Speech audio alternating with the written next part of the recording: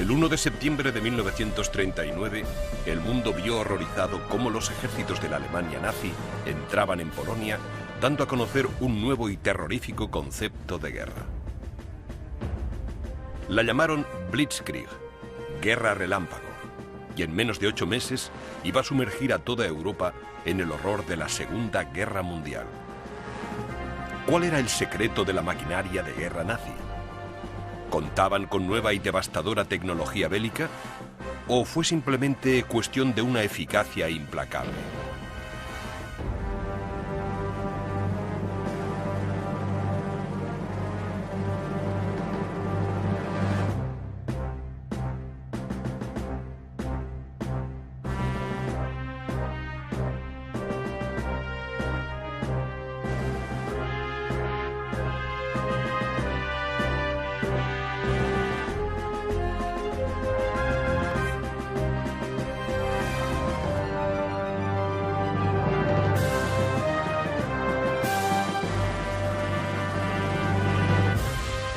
Segunda Guerra Mundial. Guerra relámpago. Polonia. Cuando la Primera Guerra Mundial llegó a su fin en noviembre de 1918, Alemania, como perdedora, fue despojada de su industria pesada, su ejército y gran parte de su antiguo territorio. Alsacia-Lorena pasó a formar parte de Francia, Renania se unió a Bélgica y los Países Bajos, los Sudetes a la recién creada Checoslovaquia y el puerto báltico de Danzig fue entregado a Polonia.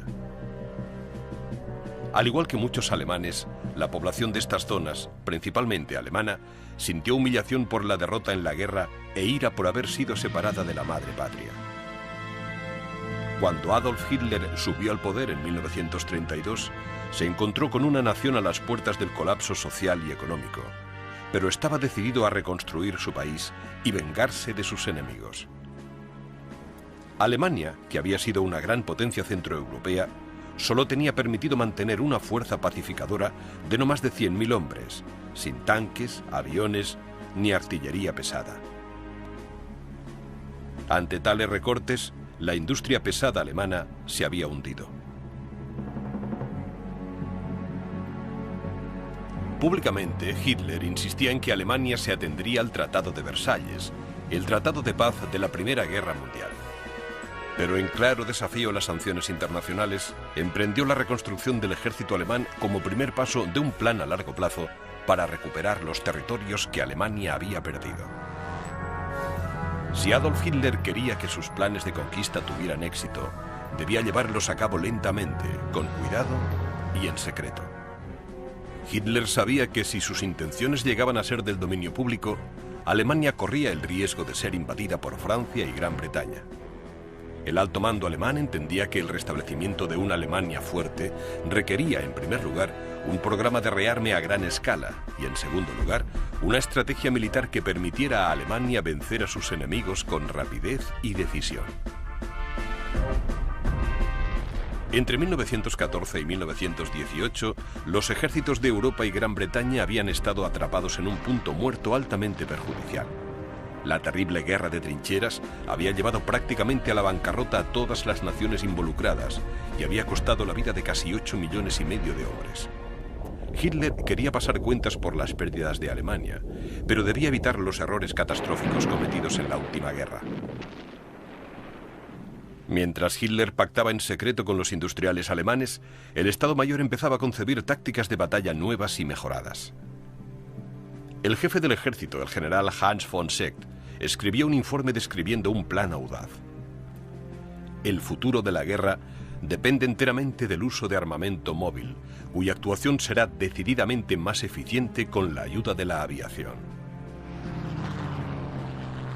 Aunque este concepto tenía sus orígenes a mediados del siglo XIX, este informe marcó el inicio de la Blitzkrieg moderna. En teoría, las unidades de transporte motorizadas podían llevar suficientes alimentos y combustible para abastecer a todo el ejército en combate durante una campaña de una semana. Esto debería permitir al ejército penetrar en territorio enemigo sin tener que depender de un abastecimiento constante de provisiones. El plan parecía ideal. Debido a las sanciones internacionales y a la falta de recursos naturales, Alemania no podía permitirse una guerra prolongada. Importaba el 90% del estaño, el 70% del cobre, el 80% del caucho y el 75% del petróleo. Si se podía hacer una guerra y ganarla, con una serie de enfrentamientos breves y rápidos como el Rayo, quizá Alemania tendría una oportunidad. Todo se reducía a una cuestión de tiempo. Para asegurarse de que las batallas fueran breves, Hitler y sus generales debían evitar que las tropas más rápidas quedaran atascadas luchando en primera línea de frente. Ignorando por completo el concepto tradicional de una línea de frente rígida y continua, la primera oleada de tropas de choque seguía avanzando en territorio enemigo, destruyendo líneas de abastecimiento, cuarteles generales y líneas de comunicaciones. Pero debía completarse la operación antes de que las provisiones alemanas se agotaran, o debían establecerse líneas de abastecimiento fiables. Una victoria rápida era esencial. Y lo que era más importante, Alemania aún no tenía aviación militar, ni tanques, ni barcos de guerra, y más del 90% de su ejército dependía de los caballos para el transporte.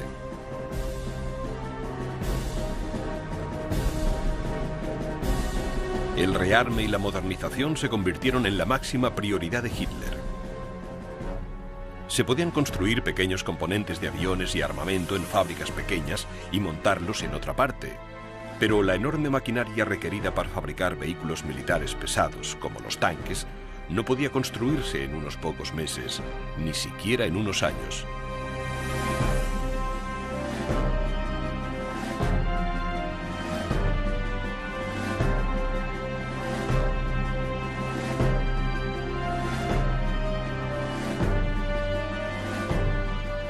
En 1935, 3 años después de que Hitler llegara al poder, Francia presentó la primera división de artillería acorazada completamente motorizada del mundo. Hitler sabía que si no actuaba con rapidez, perdería su oportunidad de conquista.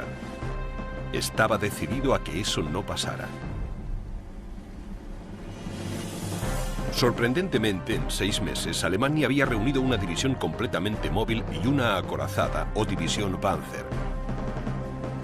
La división Panzer necesitaba más de 3.000 vehículos de apoyo para transportar alimentos, municiones y provisiones. Para conseguir tantos vehículos en tan poco tiempo, Hitler había requisado vehículos ya existentes, muchos de los cuales ya estaban obsoletos y desgastados de otras unidades del ejército. El ejército alemán estaba creciendo a una velocidad vertiginosa. En los 5 años entre la llegada al poder de Adolf Hitler en 1932 y la movilización completa en 1938, el ejército había pasado de 100.000 hombres a más de 4 millones.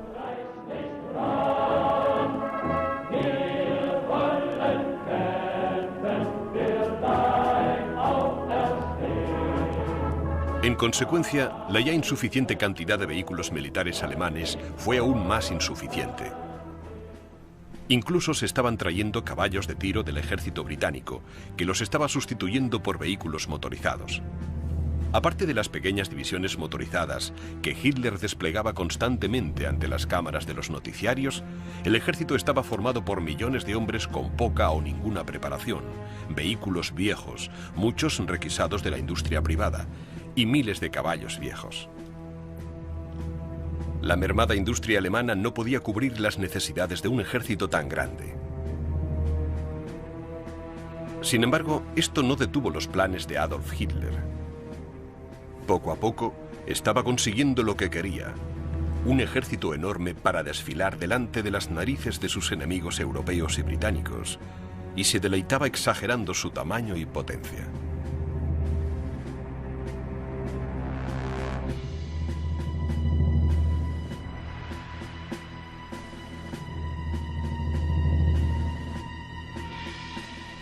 Cuando Francia y la Unión Soviética firmaron un pacto de mutua defensa en marzo de 1935, Alemania quedó en una posición peligrosa, atrapada entre dos grandes potencias que no se fiaban de Adolf Hitler. Hitler sabía que debía actuar antes de que sus enemigos se hicieran demasiado fuertes. El 27 de febrero de 1936, las tropas alemanas penetraron en tierras ocupadas por Bélgica, Holanda y Francia al entrar en Renania. El primer intento de Hitler de recuperar los territorios perdidos alemanes se saldó sin resistencia. Francia y Rusia no intervinieron. Embriagado por la fácil victoria, el dictador alemán dejó claro que tenía intención de integrar las ruinas del antiguo imperio austríaco en una nueva y mayor Alemania. Austria navegaba a la deriva desde la caída de su monarquía al término de la Primera Guerra Mundial, y muchos ciudadanos austríacos se alegraron mucho de la unificación con Alemania. Utilizando como arma la presión diplomática, los nazis comenzaron a intimidar al débil gobierno austríaco, dejando claro que solo tenía dos opciones: rendirse o prepararse para una invasión inmediata. En marzo de 1938, exactamente 2 años después de la invasión de Renania, las tropas alemanas cruzaron la frontera austríaca. Esto le dio a Hitler la primera oportunidad de comprobar la eficacia de sus recién creadas divisiones Panzer en maniobras a grandes distancias. Los resultados dejaron mucho que desear. Las reservas de combustible no bastaron para cubrir el gran consumo de los tanques. Las divisiones Panzer consumían cantidades enormes de combustible por cada kilómetro que avanzaban y se veían obligadas a detenerse para repostar. Para empeorar las cosas aún más de una tercera parte de los tanques se estropearon antes de llegar a la capital de Austria, Viena. Pero el comandante de la división, el general Heinz Guderian, aprendió mucho sobre la movilización de grandes divisiones acorazadas. No volvería a cometer los mismos errores. Sin embargo, Hitler estaba exultante. La invasión fue un éxito total y la Anschluss, o la incorporación de Austria al Tercer Reich, se había completado. Europa y Gran Bretaña empezaban a ponerse nerviosas. Era obvio que Adolf Hitler era un hombre peligroso, pero el miedo de provocar una catástrofe de las proporciones de la Primera Guerra Mundial les impedía iniciar un conflicto armado. Hitler, triunfante, hacía mofa abiertamente de sus adversarios. Se refirió al primer ministro de Inglaterra y al de Francia como un puñado de viejas tías bebedoras de té y tachó a los diplomáticos extranjeros de gusanos cuando intentaron desesperadamente razonar con él.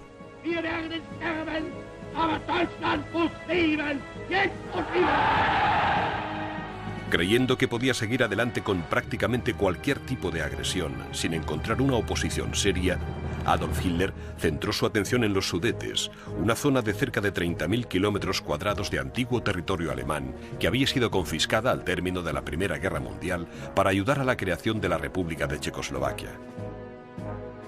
A pesar de que Hitler había dado su palabra de que los checos no tenían nada que temer, los Sudetes eran ricos en recursos naturales y era un centro de industria pesada. Su anexión era esencial para el rearme de Alemania. Esta vez no hubo maniobras políticas, nada de peticiones, nada de opciones. El Führer simplemente anunció que los Sudetes pertenecían a Alemania. Gran Bretaña y Francia celebraron precipitadamente una reunión tras otra, primero con Hitler y después con Emil Hácha, el presidente checo. Mientras intentaban pararle los pies a Hitler, Gran Bretaña y Francia dejaron claro a Checoslovaquia que no podían arriesgarse a provocar una guerra mayor para salvar los Sudetes.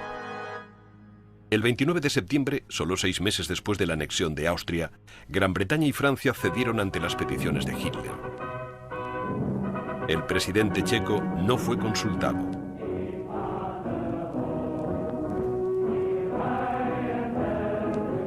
A la mañana siguiente, divisiones acorazadas alemanas entraron en los Sudetes y Hitler declaró: una vez solucionado el problema de los Sudetes, será el último territorio que le reclamo a Europa. De hecho, incluso mientras estaban celebrando las negociaciones, Hitler y sus generales se preparaban para invadir el resto de Checoslovaquia.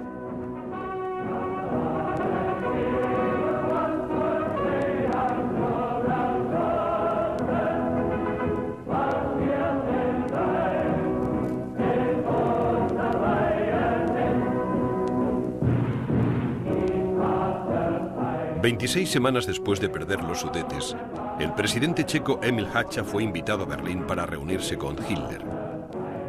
Allí sencillamente se le comunicó un ultimátum. Si no entregaba su país a la Alemania nazi en un plazo de 7 horas, la capital checa, Praga, sería completamente bombardeada. Una vez más, Hitler había ganado una batalla sin un solo disparo, pero se le estaba acabando la suerte. Su siguiente objetivo no se rendiría tan fácilmente. El nuevo ejército móvil de Hitler estaba a punto de ser probado en combate. Presionando la capacidad productiva y militar de Alemania hasta el límite, en la primavera de 1938 nacieron las Fuerzas Combinadas de Infantería, Artillería y Aire, con más de 4 millones de hombres. Aunque gran parte del equipo era un anticuado, había progresado mucho desde que Adolf Hitler había subido al poder 6 años antes. Este logro, sumado a la conquista de Renania, Checoslovaquia y Austria sin derramamiento de sangre, además de mantener a Francia, Gran Bretaña y Rusia fuera de su camino, llevaron a Adolf Hitler a creer que podía invadir Polonia con éxito y sin demasiados problemas. El odio que sentía Hitler por los polacos escapaba a toda razón. En una reunión con su Estado Mayor en agosto de 1938, dijo abiertamente lo que quería: matar sin piedad ni compasión a hombres, mujeres y niños de la raza polaca o que hablen polaco. En el centro de la ambición de Hitler por Polonia estaba la recuperación de la ciudad de Danzig. Como parte del Tratado de Paz firmado al término de la Primera Guerra Mundial, Danzig fue declarada ciudad libre y quedó bajo control internacional. Además, era uno de los puertos más grandes e importantes del Báltico. Antes de la Primera Guerra Mundial, Danzig había formado parte del Estado alemán de Prusia Oriental y aún contaba con más de 1 millón de ciudadanos alemanes que ahora quedaban separados de su patria por territorio polaco. Hitler creía que esta situación era intolerable e incluso antes de la invasión de Checoslovaquia había comenzado a reclamar la devolución de Danzig. Aunque las intenciones de Hitler eran obvias, Polonia se negó en firme a satisfacer sus demandas.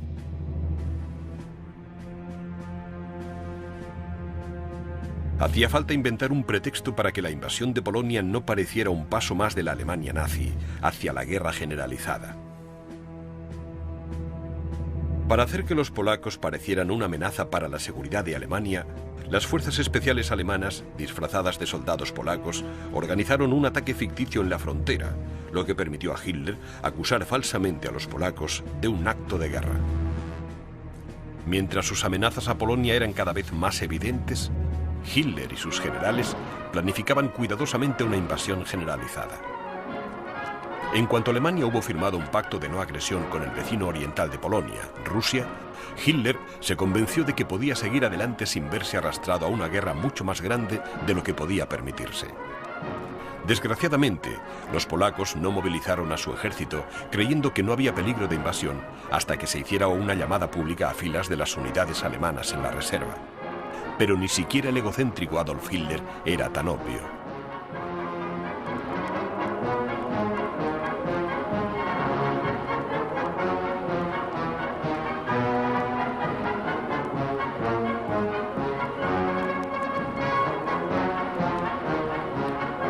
Con el pretexto de realizar maniobras militares, el ejército alemán empezó a desplegarse a lo largo de la frontera polaca la mañana del 26 de agosto de 1939.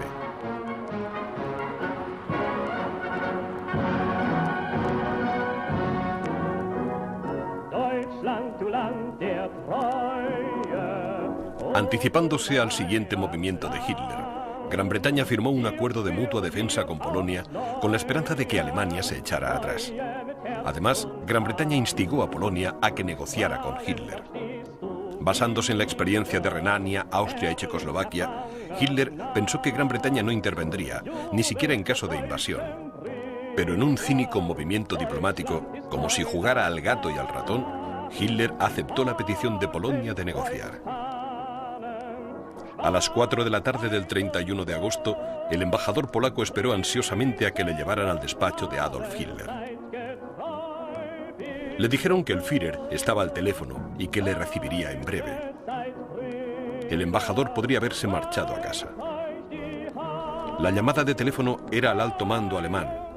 Se les ordenó que siguieran adelante con la invasión de Polonia a la mañana siguiente. La eficacia de la Blitzkrieg estaba a punto de ser puesta a prueba. La invasión de Polonia había sido planeada a la perfección. Los oficiales de campaña habían recibido instrucciones precisas y en un avance de lo que sería la guerra moderna, se coordinaron estrechamente los ataques por tierra y por aire, pero el éxito definitivo dependería de la rapidez y la eficacia. Los generales nazis dejaron claros los objetivos del plan. El objetivo de la operación era la destrucción total de las fuerzas armadas polacas. La connotación política de la guerra requería que se realizaran ataques certeros y por sorpresa para terminar rápidamente. A las 4:45 de la mañana del 1 de noviembre de 1939, cerca de 1 millón de soldados alemanes y sus equipos atacaron simultáneamente la frontera polaca.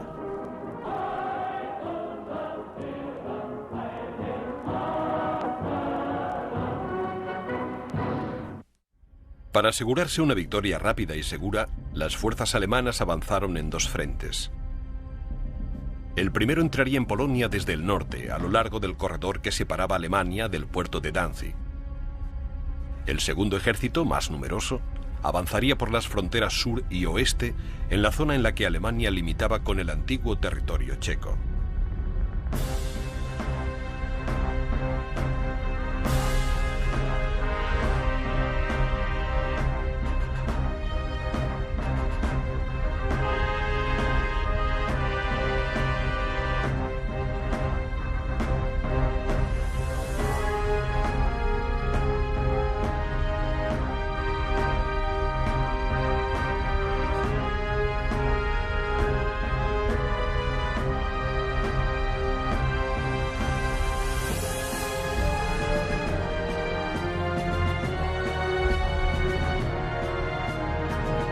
Unidades de choque alemanas encabezadas por tanques y coches blindados y secundadas por bombarderos Stuka y cazas Messerschmitt rompieron las líneas enemigas, pero en lugar de detenerse a luchar en la línea de frente, siguieron adelante, directamente hacia el corazón de Polonia. Mientras divisiones pesadas acorazadas y bombarderos en picado se adentraban en territorio polaco, las mermadas líneas de defensa polacas estaban atrapadas por el fuego de artillería concentrado y los ataques de la infantería que siguieron al paso de las rápidas unidades acorazadas.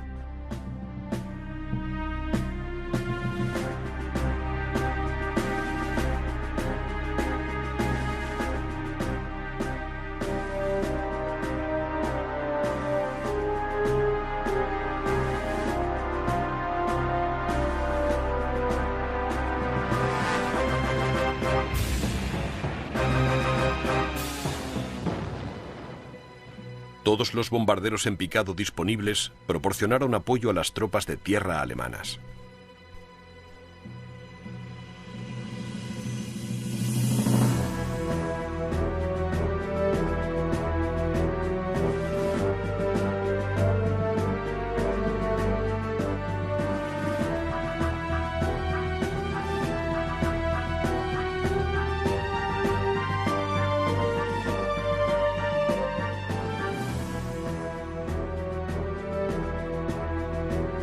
En cuanto los tanques y los ataques aéreos hubieron segmentado las líneas polacas, se cortó la llegada de refuerzos y provisiones a las unidades individuales.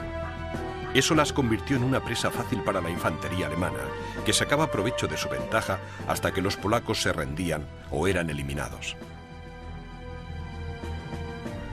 Obligando a los polacos a un aluvión constante de batallas campales cerca de la frontera alemana, Hitler esperaba mantener intactas sus propias líneas de abastecimiento y evitar que los polacos se retiraran para reorganizar sus defensas. El alto mando alemán esperaba en secreto que el rápido movimiento de las tropas y el equipamiento desviaría la atención del hecho de que los tanques y la artillería pesada, que aún eran terriblemente escasos, se repartían esporádicamente por todas las fuerzas alemanas. Si todo iba bien, la Blitzkrieg se movería tan rápido que no podría establecerse ninguna línea de frente permanente. Para deleite del alto mando alemán, las líneas de frente cambiaban de hora en hora, llevando a las fuerzas alemanas cada vez más hacia el centro de Polonia.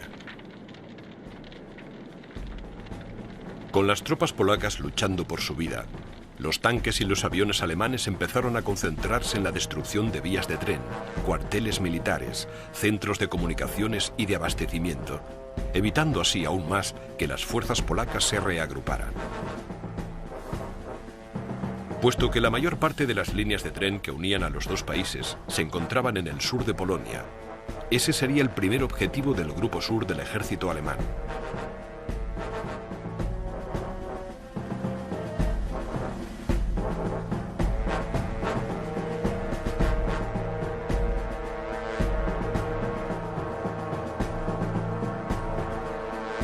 Las líneas de tren que quedaran operativas serían aseguradas lo antes posible y utilizadas para hacer llegar munición y provisiones frescas a los territorios conquistados.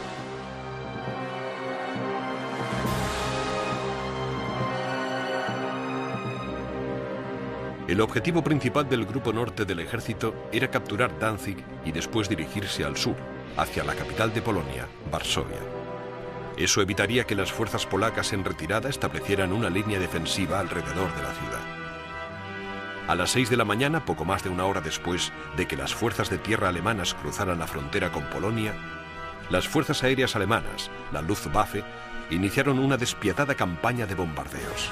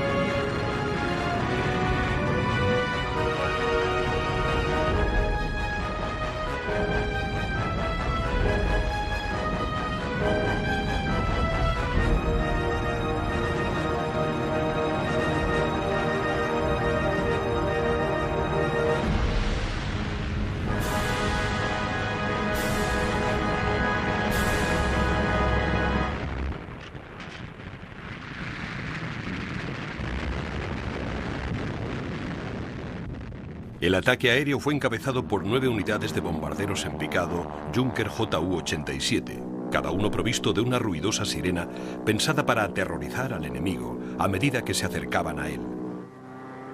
El Ju-87 era, probablemente, el bombardero en picado alemán o Stuka más famoso y ya había demostrado su eficacia en la Guerra Civil Española.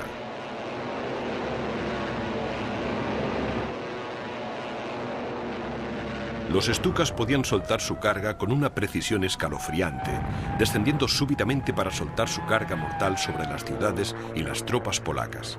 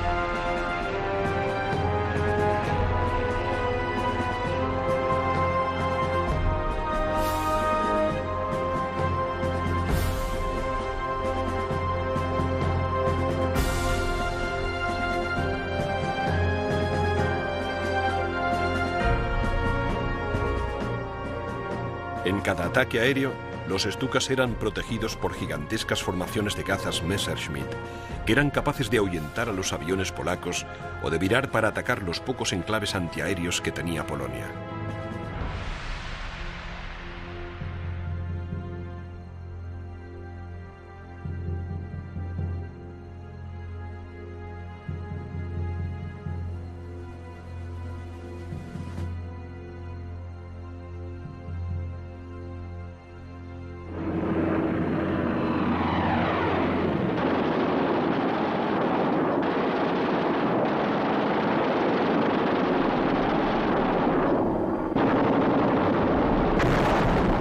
El objetivo inmediato de la campaña aérea era destruir los centros de comunicaciones y de despliegue militar y evitar así cualquier intento de las fuerzas polacas de mantener la coordinación. Desde el principio de la campaña, la capital de Polonia, Varsovia, fue sometida a intensos ataques aéreos y los campos de aviación polacos fueron destruidos sistemáticamente antes de que muchos de sus aviones pudieran despegar.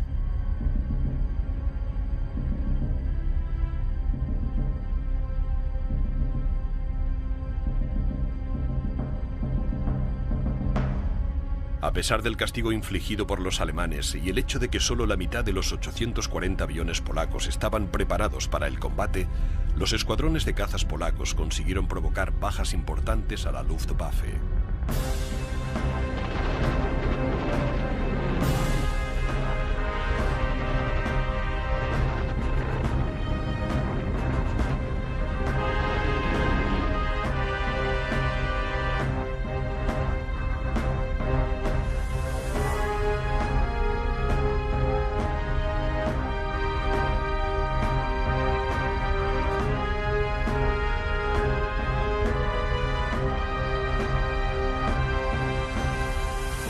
Al término del primer día de enfrentamientos, la Blitzkrieg iba según el plan. Los polacos huían ante el avance alemán. Las suaves llanuras del oeste de Polonia resultaron ser muy ventajosas para los alemanes y un problema para las defensas polacas. El paisaje abierto y seco de finales de verano era ideal para el rápido avance de la artillería y la infantería alemanas. Si las lluvias de otoño hubieran llegado 2 semanas antes, los campos y pastos se habrían convertido en un mar de barro y cieno que habría atrapado a hombres y máquinas.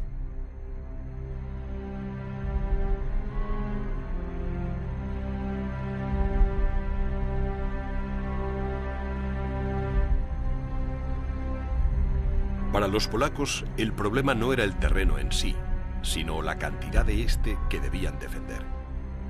La frontera germano-polaca se extendía a lo largo de más de 1900 kilómetros, desde Checoslovaquia en el sur al mar Báltico en el norte, y era prácticamente imposible defenderla toda. De lo único que los polacos podían estar razonablemente seguros era de que probablemente se abriría un frente en el corredor de tierra que separaba el norte de Alemania de la ciudad de Danzig. En consecuencia, casi una tercera parte de las fuerzas polacas disponibles fueron enviadas a proteger esa zona. Los alemanes, sin embargo, realizaron el avance principal a través de la frontera suroeste para capturar el mayor número posible de ferrocarriles. Puede que a fin de cuentas nada hubiera cambiado para los polacos. El avance alemán estaba tan bien planeado que seguramente nada de lo que los polacos hubieran hecho habría detenido la ofensiva nazi.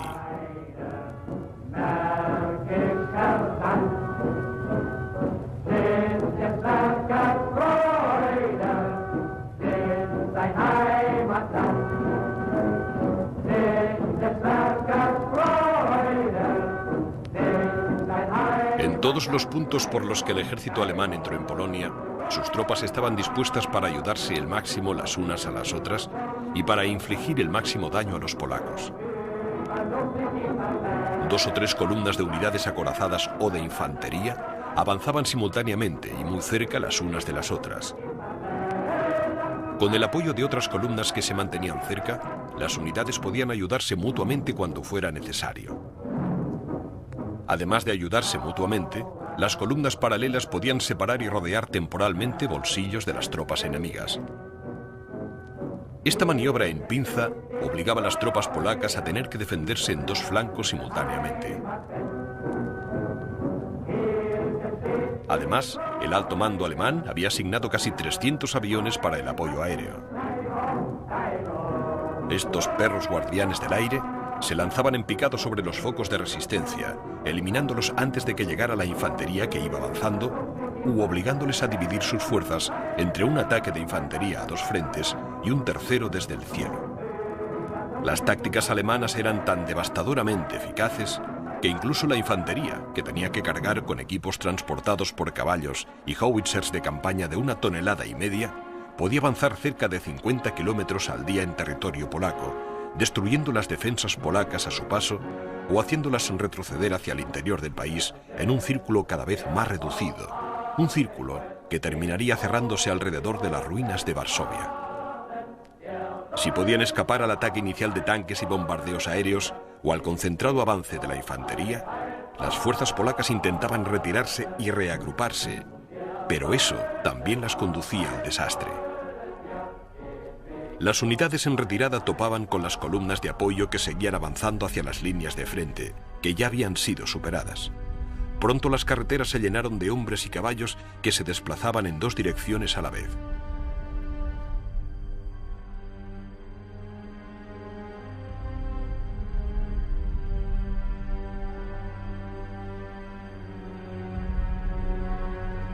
Eran blancos fáciles para las rápidas unidades de tanques y artillería, así como de bombarderos Stuka, que literalmente utilizaban a las confusas masas de tropas polacas que avanzaban y retrocedían para practicar su puntería, bombardeándolas antes de que pudieran organizarse para defenderse. Para las unidades polacas en primera línea de frente, uno de los mayores peligros venía de la artillería de campaña alemana, que disparaba proyectiles de hasta 15 centímetros de diámetro y con un alcance efectivo de hasta 16 kilómetros. Estos cañones eran fáciles de transportar con caballos o vehículos motorizados y proporcionaban a la infantería alemana una potencia de fuego rápida y devastadora.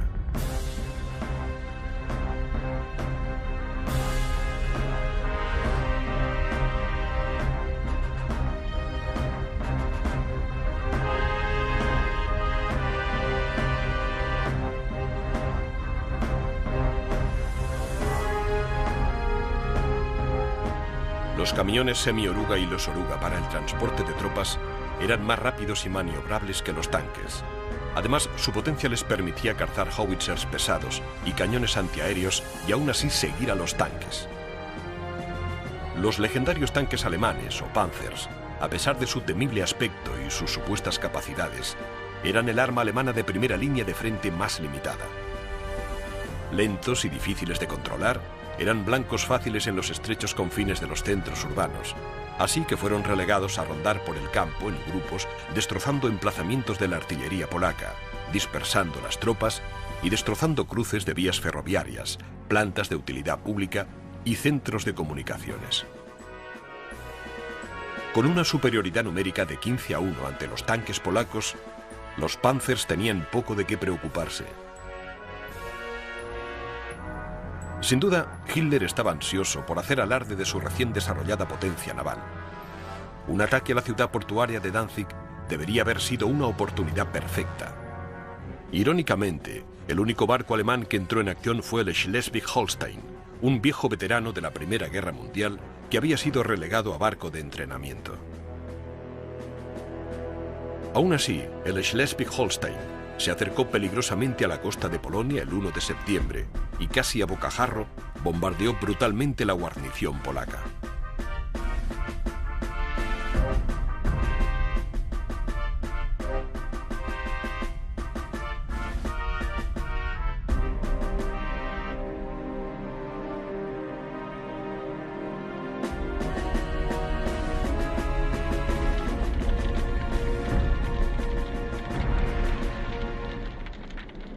Ninguna fracción del ejército alemán podía atribuirse todo el mérito del éxito inicial de su país. Fue la coordinación de la infantería, la artillería y la potencia aérea lo que hizo tan efectiva la Blitzkrieg. El alto nivel de coordinación militar fue posible gracias a las comunicaciones por radio. Permitía a los mandos alemanes en campaña sacar provecho inmediato de los movimientos del enemigo y cambiar de posición a las tropas y al equipo de primera línea de frente en un abrir y cerrar de ojos. Las comparativamente precarias comunicaciones polacas, sumadas a un equipo obsoleto y una preparación casi inexistente, fueron los principales responsables de la desesperada situación de Polonia a la hora de enfrentarse a las fuerzas combinadas de la maquinaria de guerra de Hitler. La superioridad alemana en cuanto a coordinación y comunicaciones se hacía evidente en el excepcional control de mando del torrente de acorazados en expansión. Estos avances rápidos y profundos de los acorazados fueron la clave del éxito de la Blitzkrieg. Gracias a la velocidad y al elemento sorpresa, los alemanes se aseguraban de desestabilizar sistemáticamente las defensas polacas.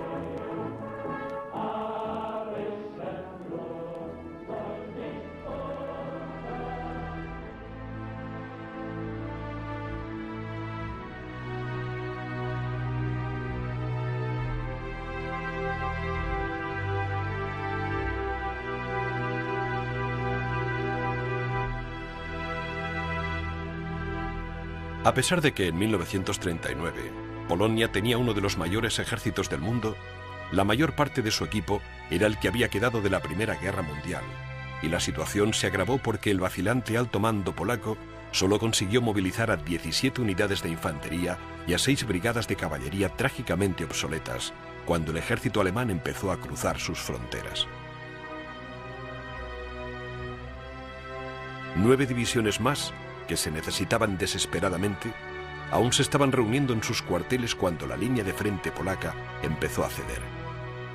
Una de las pocas unidades de tanques polacas que había entrado en servicio fue capturada por los alemanes cuando estaba siendo descargada de los vagones de tren que los transportaban hasta el frente. La artillería alemana los destruyó antes de que los polacos pudieran realizar un solo disparo. Pero cuando el ejército alemán se enfrentó a los polacos cara a cara, se encontraron con un enemigo deseoso de luchar con valentía para proteger su país. Unidades de caballería polacas magníficamente formadas, armadas con nada más que lanzas y rifles de cañones recortados, cargaban sin vacilar contra las enormes formaciones de tanques alemanes. Les habían dicho que eran modelos a escala hechos de cartón. Fue un esfuerzo valeroso, heroico y tremendamente fútil. Los soldados de caballería fueron ahuyentados de los campos de batalla o destrozados por completo.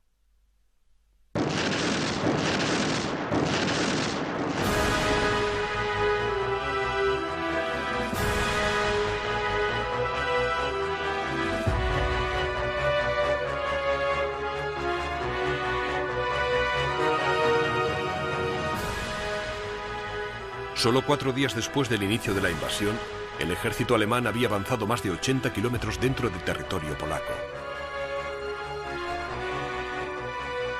Día tras día los polacos eran atacados por tierra y aire.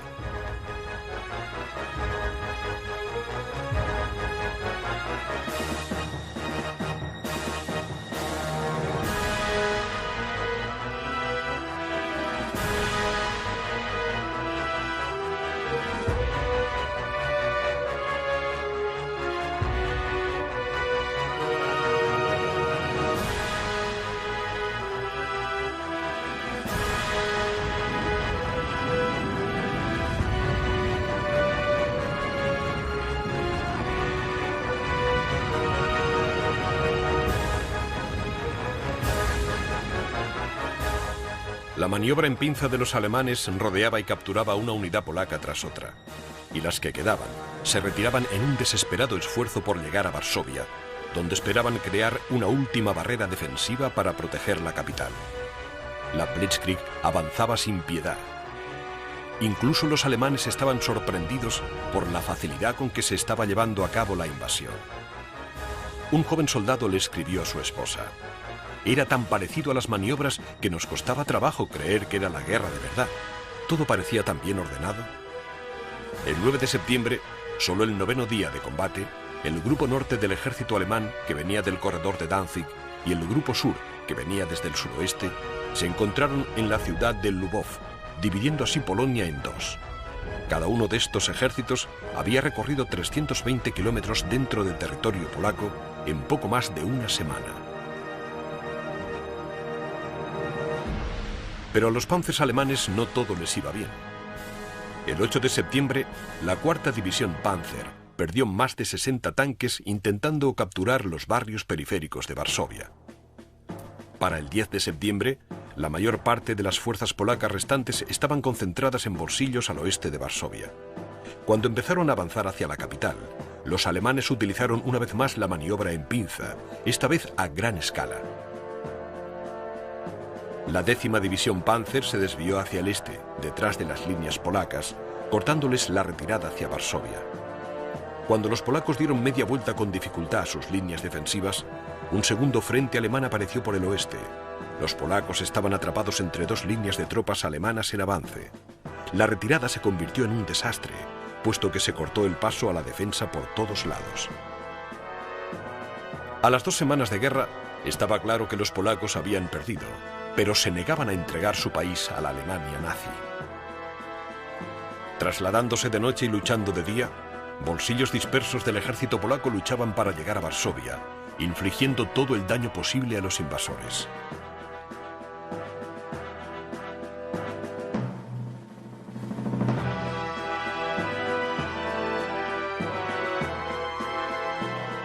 Atacaron las líneas de abastecimiento y los flancos alemanes, destruyendo todo lo que tenían a su alcance.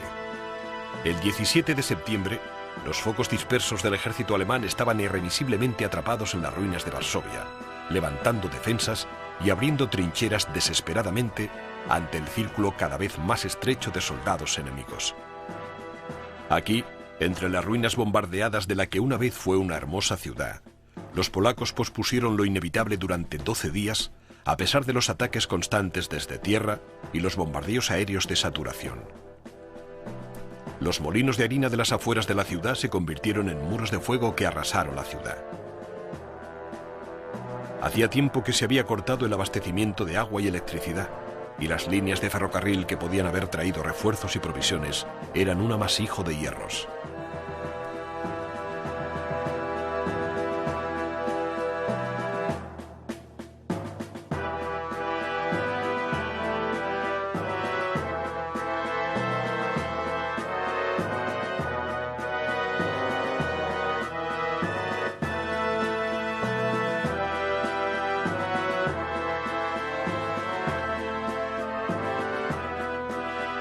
Cuando el 28 de septiembre Polonia finalmente se rindió, la destrucción era tan absoluta que incluso el general alemán Erwin Rommel quedó horrorizado.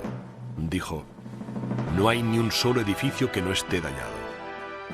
Esa gente debe de haber sufrido terriblemente. Durante 7 días no ha habido agua, ni electricidad, ni gas, ni comida. El alcalde calcula que hay 40.000 civiles muertos o heridos".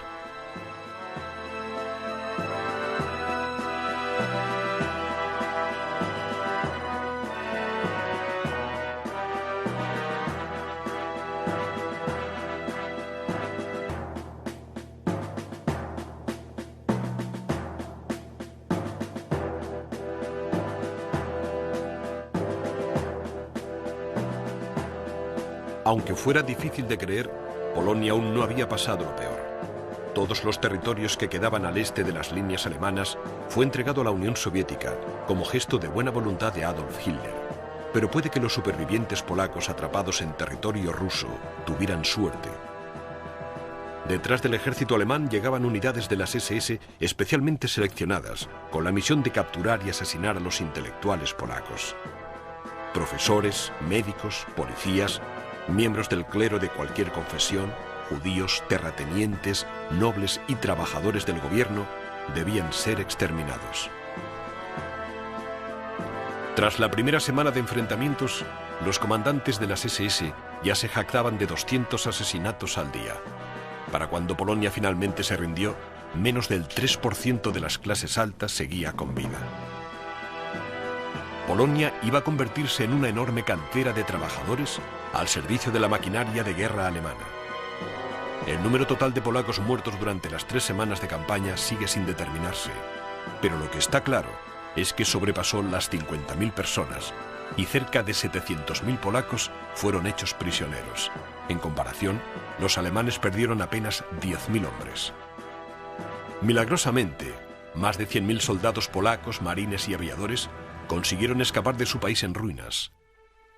Se dirigieron hacia el este para unirse al ejército francés o a las fuerzas aéreas británicas, donde jugarían un importante papel eliminando a la Alemania nazi de los cielos durante la larga guerra que se avecinaba.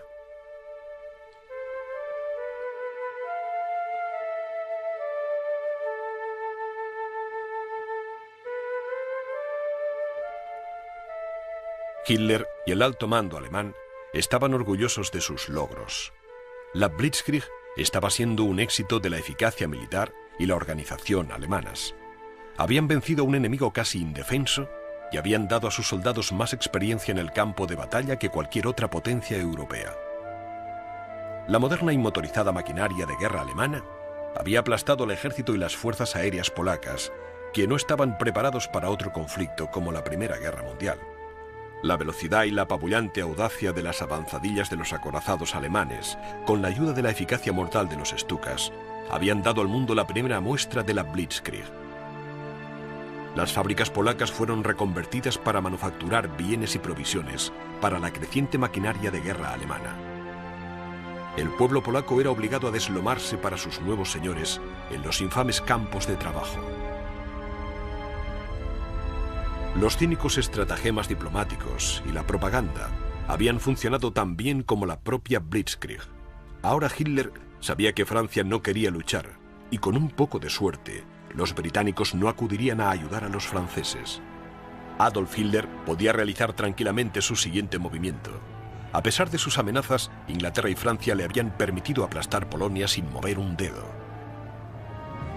Ahora le tocaba el turno a Noruega y Dinamarca, y después a Holanda, Bélgica, Francia y cualquier otro que se cruzara en su camino.